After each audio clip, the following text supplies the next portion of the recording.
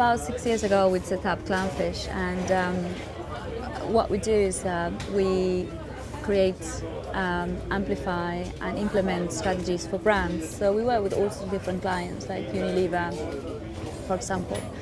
And from a strategic point of view, we help the brands to really understand what the major impacts are, which are the areas of impact are, and how to start putting sustainability in the heart of the business or in the heart of the brand. So it's about system change, and takes a long time sometimes. But the thing is, the brands really want to do this or needs to engage on this because it's the business model of the 21st century. They cannot afford not to do it. They need to do it, and they are kind of almost like forced in a way by consumer demand to really start looking at sustainability and addressing sustainability.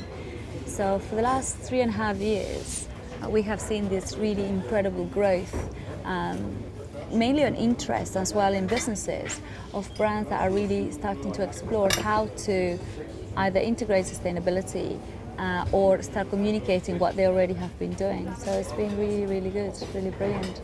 Sustainability is not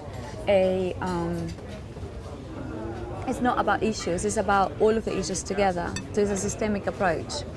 So, and it's not just about the environment, it's about social as well, and it's how social and environmental issues merge together. So I think there's a lot of misconceptions in terms of what sustainability is all about. And sometimes people think, oh, sustainability is about charity, and it's not. It's, you know, a sustainable business have to be profitable. That's the whole point. Otherwise, it cannot be sustainable. But also, you've got to find a really perfect balance between maximizing social value by minimizing environmental footprint. And I think that's the fine balance that companies have to address. And I think that's what everybody's striving for, is just really be able to create this movement where companies have responsibility and can deliver net positive impact in terms of what they do. In the past, people thought that responsibility was about government, but now businesses have a lot more impact, and they're in a more powerful position to actually take the lead and actually help more government to move legislation.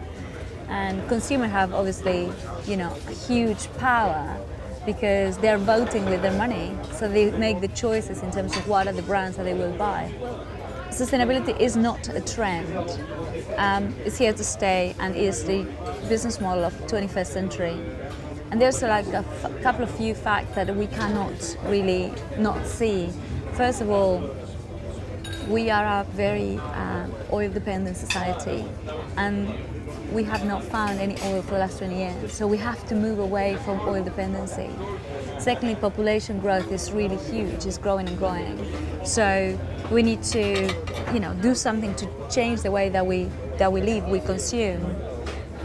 But thirdly, it's like we need to find a way to minimize the natural resources depletion, at the same time making money, and at the same time creating sustainable businesses. So I think it's a fantastic business opportunity from a brand point of view, from a business point of view, from a government point of view.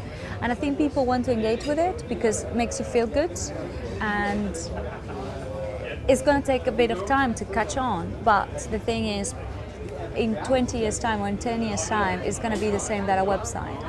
10 years ago, you will not think about having a website. Today, you cannot conceive the world without one, or a mobile phone. 20 years ago, nobody had one, only businesses. Today, everybody have one or two. So it's the same thing. It will be so ingrained and integrated in everything that we do. The brands will not be able to, the brands are not going to be able to afford not to address it. There's no secret that green sells. And green sells because consumers want it. So the green market is growing and growing year on year, no doubt about it. So brands are addressing sustainability head on. Some of them are doing stuff, addressing supply chain management, distribution, creating new products, whatever that might be. But there are brands that actually are not doing that, or they're not ready to communicate that.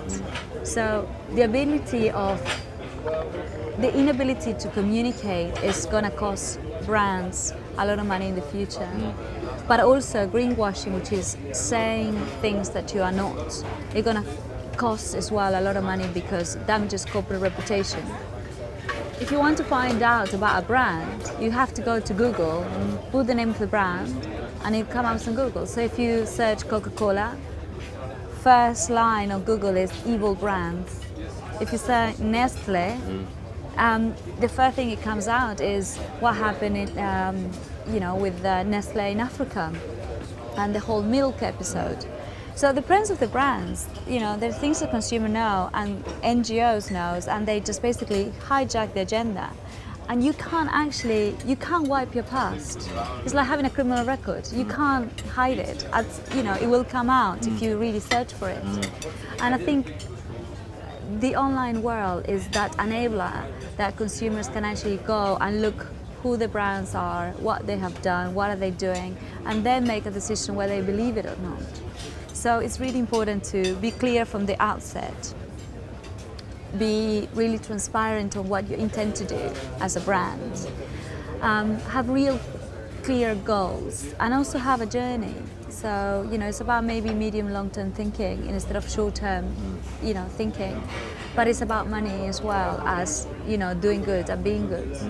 So it's that balancing act again.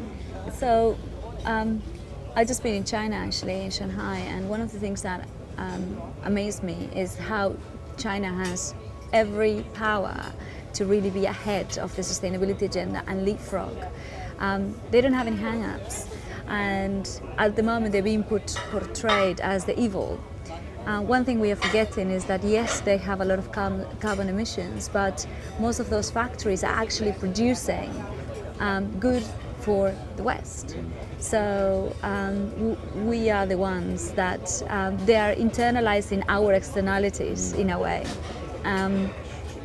But I really believe that China could be the country which will lead the sustainability agenda in the future, only because the energy and the passion and the engagement of the people that I have experienced is absolutely second to none. And they've got the Olympics, and they've got the Expo in 2010, and they are absolutely committed to show the world that they can do it and they can do it better, and I definitely believe they can.